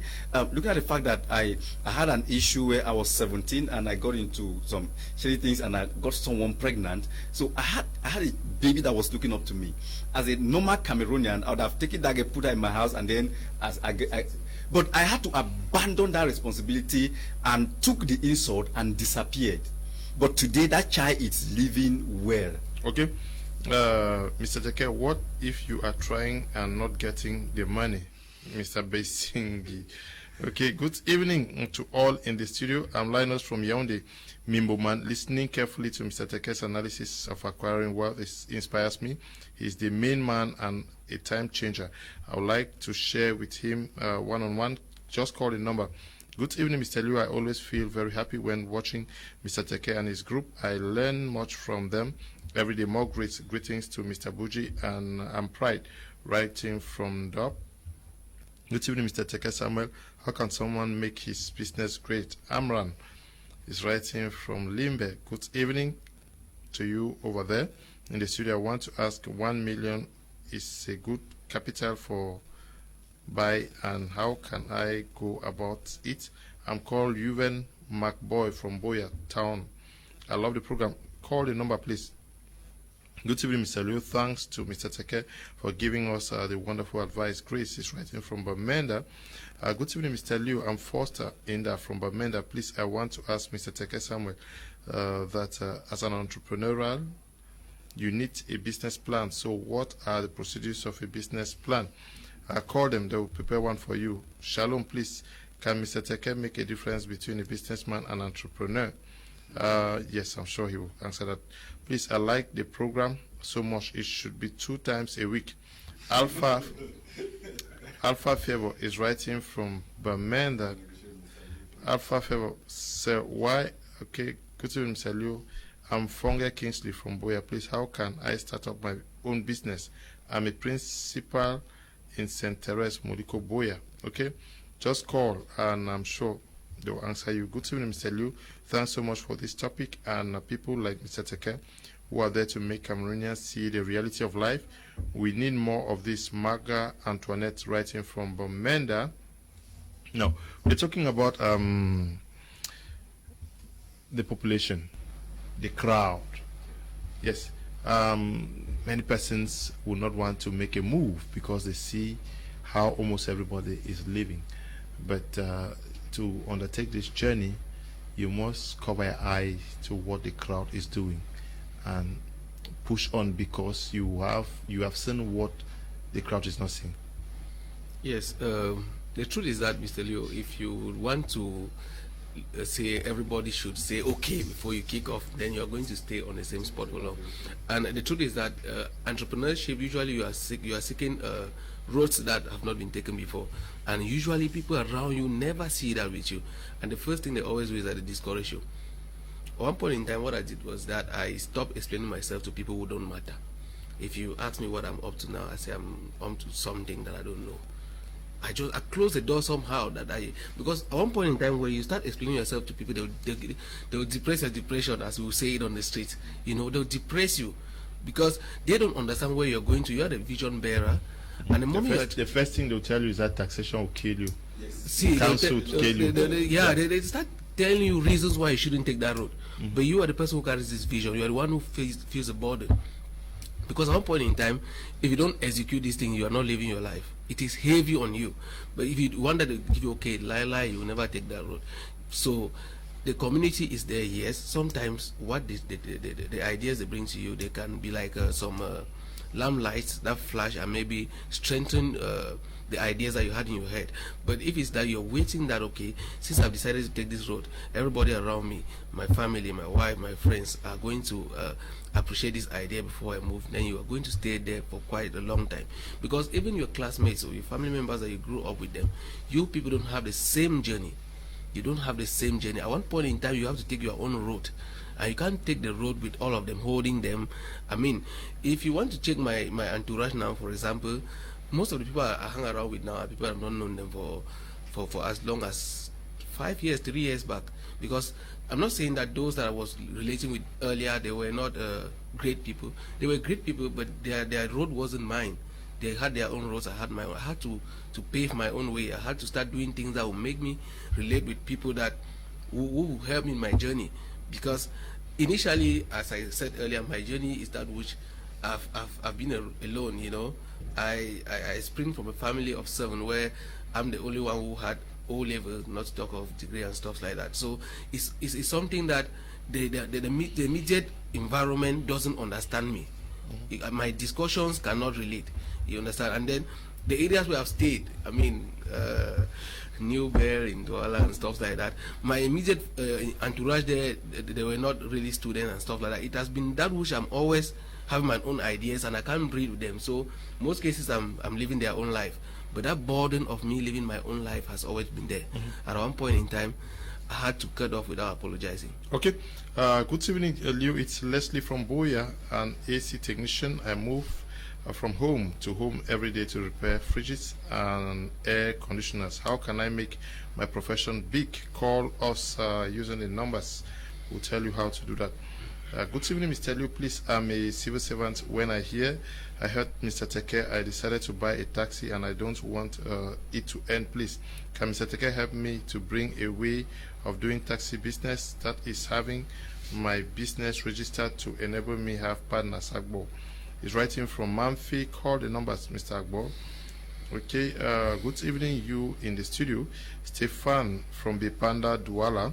Very nice program. Entrepreneurship is all about having a powerful idea based on what you can do best and sticking to it. I wish to meet Mr. Teke to share with my experience with him. Okay, call him. The numbers are there. Good evening to all in the studio. I'm Edith from Bamenda. I love the program. Mr. Teke is making me strong in my business. Thank God. Good evening, Mr. Liu. Please let Mr. Teke talk about finding what you were born to do. It will greatly help some of us who are yet to discover our purpose. Thanks for the program.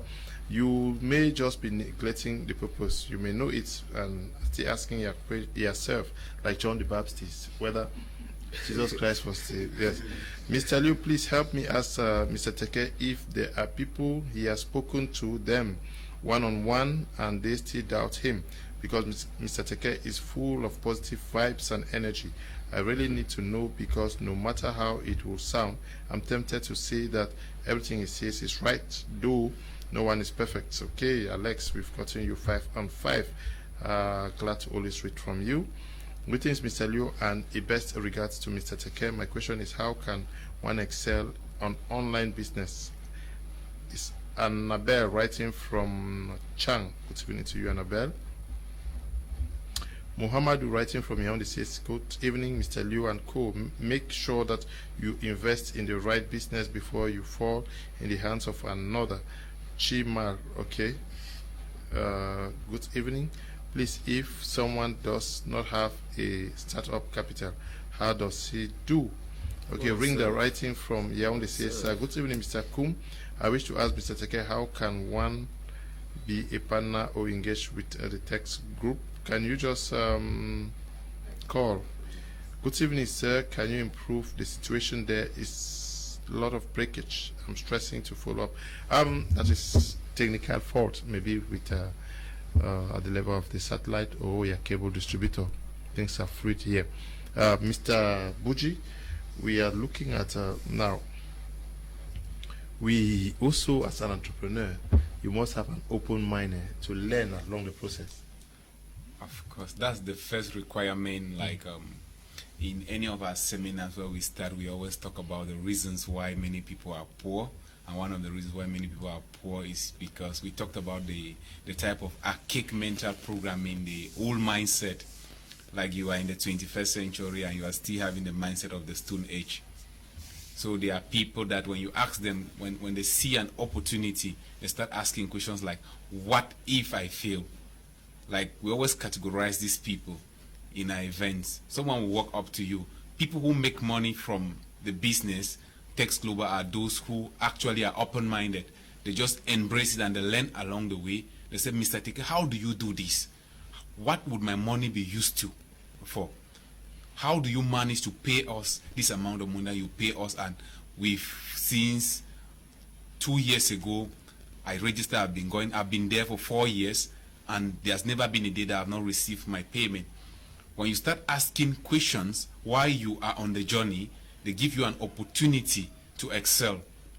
And despite being open-minded, doesn't mean that you cannot meet failure. But when you are met with failure, you actually have those challenges. For instance, I work with Tex Global today. I've lost money to many investment schemes and scams, as I will call them. But because I'm open-minded, I still gave a trial. That when I read the book, The Billionaire Mindset by Mr. Teke Samuel, I said, I need a copy of this book. And when I met the author of the book, after that I started saying, I will meet the author of this book. And it happened that naturally, as he said something that once you start at what you say repeatedly, it happens in the physical. What is your predominant thought? There are people that you'll be wondering, why is it that this particular negative thing will happen only to me? Because of the way your mind is programmed. Your mind is not programmed to receive wealth. When you get up in the morning, how many people do affirmations? I've had an affirmation that normally, Father, I'm up today. I am open to receiving wealth, money, good health, and all those things. They are prayers that you put, and the heavens actually, they align with what you say. So you are first of all a prophet of yourself. And if you are not open-minded, there is no way you can be an entrepreneur. Being open-minded means that if you discover a need, a vacancy, and that people have a need in the community where you belong, step in and solve the problem. If we tell you, we have an investment platform, and we are able to pay you this, give us an open mind. Listen to us, ask questions, instead of saying, this one is a scam. Because by the time you are saying this one is a scam, you finally go and enter a scam, because that's the one you are claiming to be very intelligent. You are analyzing. At the end of the day, you don't take action, and you take action in the wrong thing because you were not open-minded. So if you have to succeed as an entrepreneur, if you want to succeed in anything that you are doing, be open-minded. Be open-minded means at every time, always be ready to learn. Listen more than you talk. And in that way, you are going to succeed. You people, there are numbers that we provide. People call instead of listening. There are some people who, instead of listening, you want advice. Instead of listening, you talk more than you are to listen. And with those things, there is no way you cannot you cannot learn new opportunities if you still have old stuff in you. And this goes in line with the people that you keep around your cycle, those you communicate with. Who are the people you seek advice from? Seek advice from the wrong people, and you will get the wrong advice, and you will get the wrong results. Okay. A positive and inspirational story from Mr. Teke. Bro, I appreciate your efforts. I thought I have hustled, but from today, your stories will make me double my efforts. Blessed panelist, Mr. Liu. Collins is writing from Austria. This one says, thanks very much. I will get to you tomorrow. Okay. Good evening to you too. Mr. Teke, we are talking about entrepreneurship. And many persons think that entrepreneurship, you need to... Someone asked about businessman and entrepreneur, but I was going to ask you the place of morality in what we do, because some people think that it's just to make money. Yeah, so entrepreneurship is not it's not just about making money. Like what I say, entrepreneurship, in my definition, is your ability to solve a problem with a profit in mind. Solve a problem. Immoral people don't solve problems, they steal. So if you do scamming and you have money, you are not a businessman. Okay, let me even call you a businessman. So let me try to put the difference between businessman and entrepreneurship and an entrepreneur. A businessman is someone who is following the status quo, what is there, sell this thing and make money. An entrepreneur is someone who does the extraordinary, someone who has people in mind, someone who is concerned about humanity's smiles. An entrepreneur is someone who wants to solve a problem. And that's why an entrepreneur will always be richer than a businessman, because entrepreneur goes for problem, they seek for solution. And the only way you can make a lot of money is when you solve problem for people. Business people don't solve problems. They sell, they exchange goods and services. But entrepreneurs solve problems for people. So an entrepreneur doesn't just make money. An entrepreneur is concerned about humanity's well-being and humanity's survival. So if you want to be an entrepreneur, be ready to solve problems. That's why it's easier for an entrepreneur to stay for some time without making money. because they are busy solving problems. But when you're done solving the problems, the reward will definitely come. That's where morality comes in. The truth is, you cannot sustain it if the moral tendencies are lacking. You can make money for a while, but if you're not doing morally right, it cannot last for generations. And that's why we have a lot of ex-rich people everywhere in Cameroon today, because most people are concerned about how much money they want to make without thinking of how much is going to affect people negatively or positively. The place for morality is very important if you must keep generational wealth. Except you just want to make money and then buy cars and then build houses. But if you really want to make generational wealth, you have to understand the place for morality. Okay. Mr. Good evening. I'm Brandon from Suomi, that is in Finland. Ask Mr. Teke if he has no godfather. I mean someone in government in Cameroon. You cannot do business in Cameroon and excel. He has an answer to that. Okay, Clinton, I got your message. 5 on 5. Good evening to you people in the studio. How can I get a copy of Billionaire's Mindset? Abin Ken from Chang. Abin Ken just called me tomorrow. You will send one to you. Daisy writing from Kumba says, good evening, Mr. Liu and the entire Tex Global team. Kudos to Mr. Teke and his team. I'll join as soon as possible. Daisy, a train will leave before you come. Godfather, I don't. God is the only Godfather I have is God in heaven. Because I come from a very broke home. No government person knows me. Like, nobody, they don't know. My father doesn't have a name in Cameroon that can be heard or reckoned with. So I don't have a Godfather, physically speaking, but I think I have God in heaven. And that's where it all begins. See, rich people don't identify with poor people. So if you have to get into the pinnacles of life and meet these people, you have to work your ass out first. Because when you have sacrificed, you have killed, like I thought today, I said, if you find you have to learn to kill you. After killing you, you have to bury you. When you bury you, you have to fight yourself out to come out of the grave. The moment you come out of the grave, the people begin to find you. Mr. Leo, you will never see someone who is being initiated into Illuminati that is a dummy. The Illuminati court doesn't take any dummy into their circle. They take people who have already made it. So if I know anybody that is influential today, it's not because I knew them before. I'm knowing them because I've been able, by the grace of God, to build a degree of integrity by hard work and sacrifice, and then place my name or myself in a certain position that they can find me. But as of having a Godfather to get into this level that I am, no, I have not. Isn't it also what is discouraging many persons to always think that you are excelling because you have a Godfather or you belong to some funny things? No. Somebody actually wrote to me from Malawi that I should introduce him into the Illuminati cult, and I asked him what Illuminati was. He said, "No, please don't pretend. Introduce me to this." Yes, so it's also very discouraging, because one last question I wanted us to understand is that on the path, the journey of entrepreneurship, we should also be ready for name calling, sir. Yes, because the environment in which we live, many persons have been made to believe that to make it, you must belong. You must have a Godfather. You must be in a court and all of that.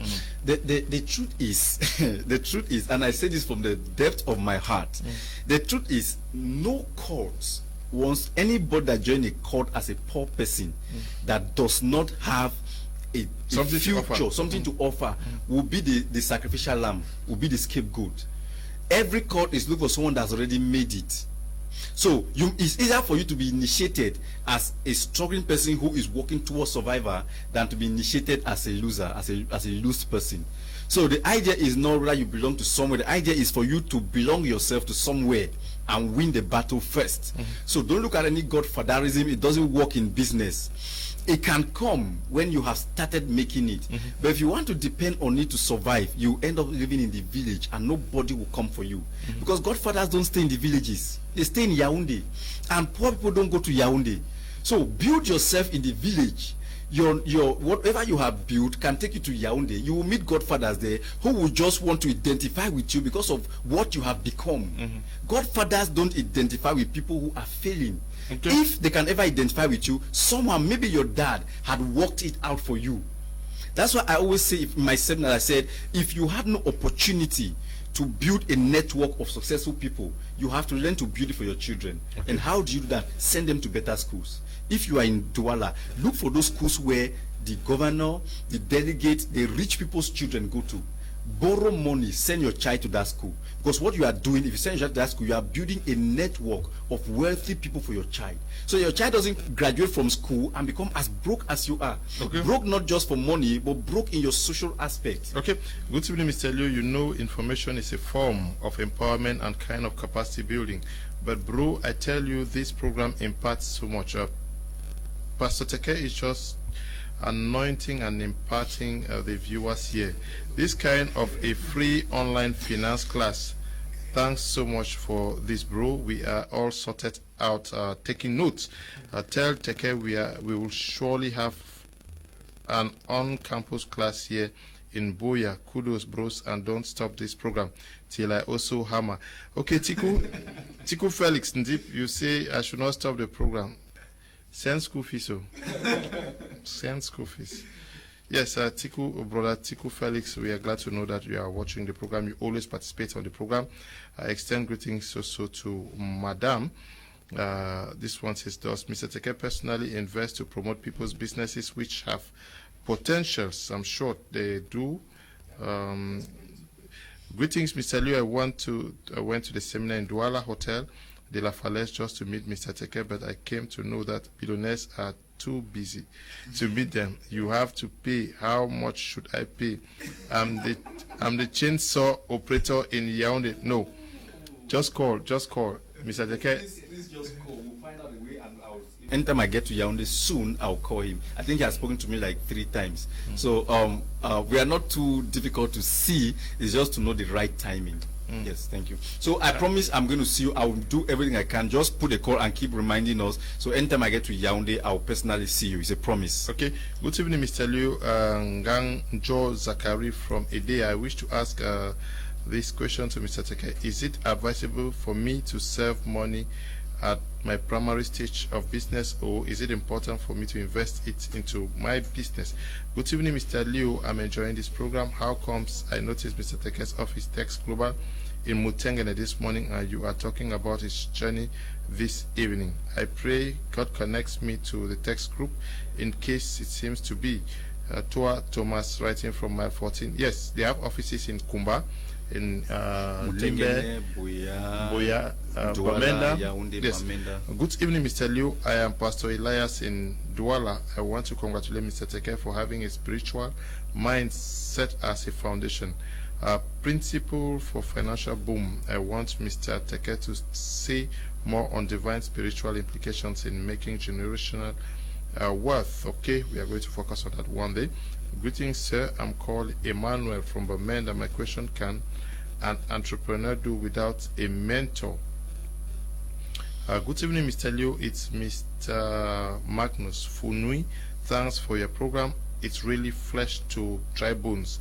Greet my brother, Mr. Neba Paul, and tell him to keep it up. Okay, he got your greetings. Greetings to you in the studio. I like your program and keep it on. Ekunde is writing from mile 4 in Limbe. Good evening to you, Mr. Liu and Mr. Teke. All the program is mind-blowing. May they continue to educate and encourage many Cameroonians to grow financially. Tadi is writing from Bomenda.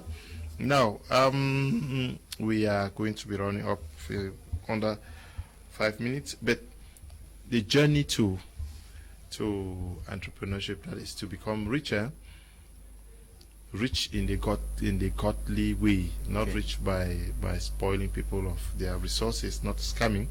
But now, how do we remove that scare, that notion in Cameroonians that it is normal to be rich, it's normal to be an entrepreneur? You do not necessarily need to get into some funny things to be rich, because many from what is going around, people would prefer to stay poor than to get rich for fear of a stigma or a name calling or something like that.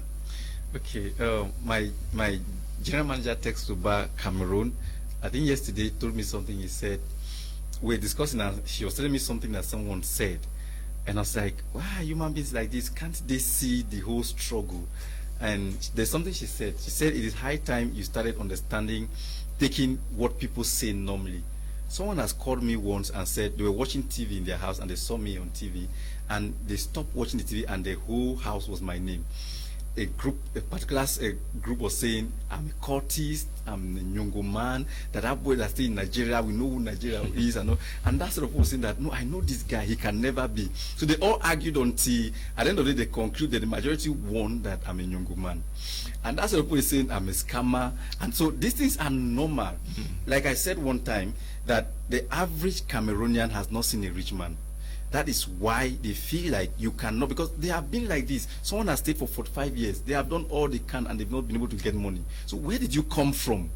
That after 3 years, a young man like you and you're telling us that it's easier to get money by just doing this. It's not possible. So you can't blame them. There are people that will oppose you. That's what I call sincere opposition. They sincerely oppose you based on the level of their knowledge, their understanding. And that's how we say that we have to transform our mind. The average Cameroonian is living like 100 years behind schedule. And so you cannot compare their level of knowledge with your own level of knowledge. You are 100 years ahead of them. So when they say all these things, all you have to do is have mercy on them and look for a way to try to put in the knowledge. But if it's not going through, look for people who are ready to learn.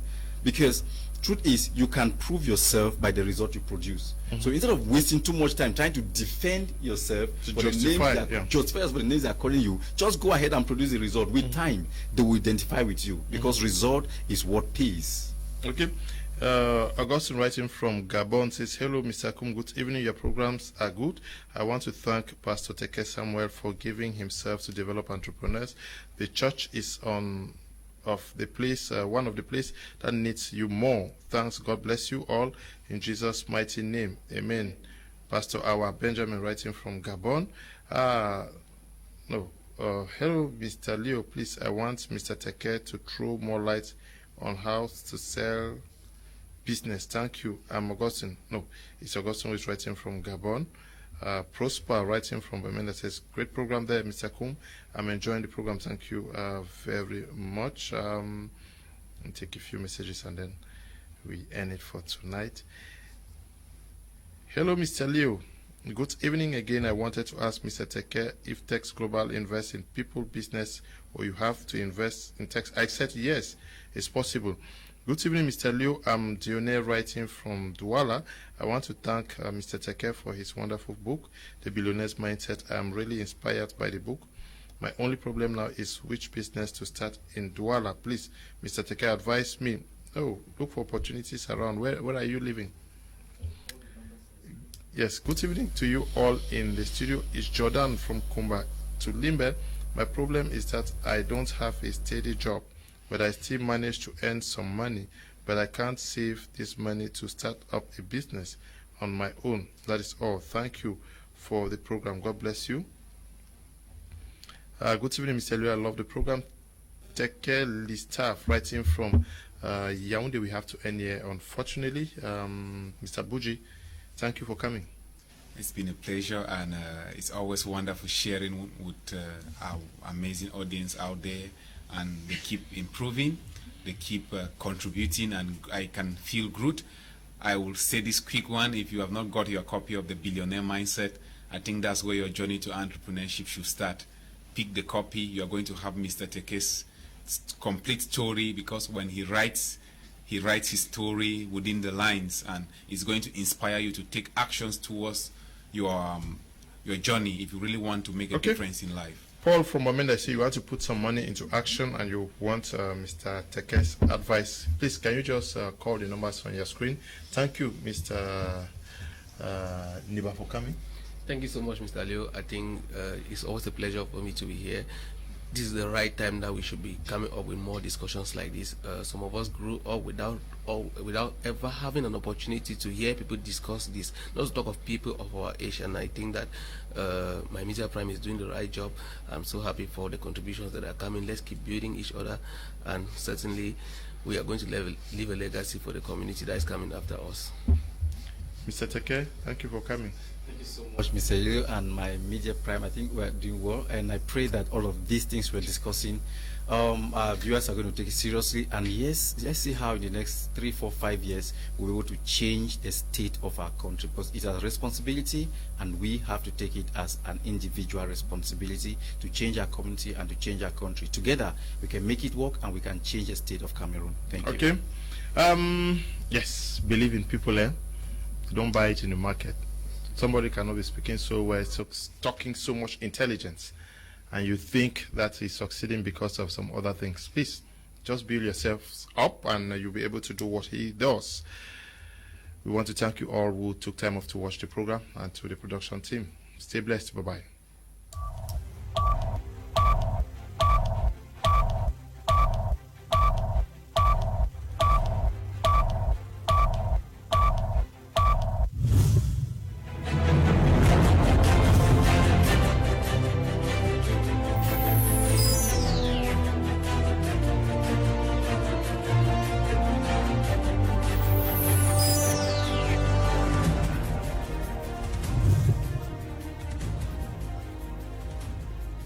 Preparing to study abroad for your post-secondary or postgraduate studies?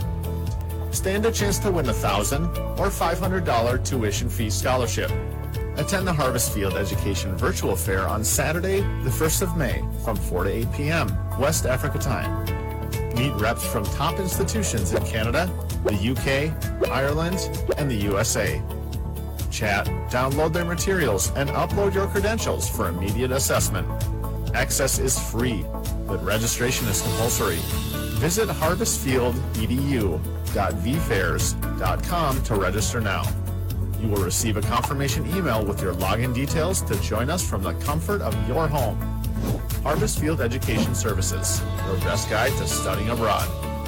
Email harvestfieldedu@yahoo.com.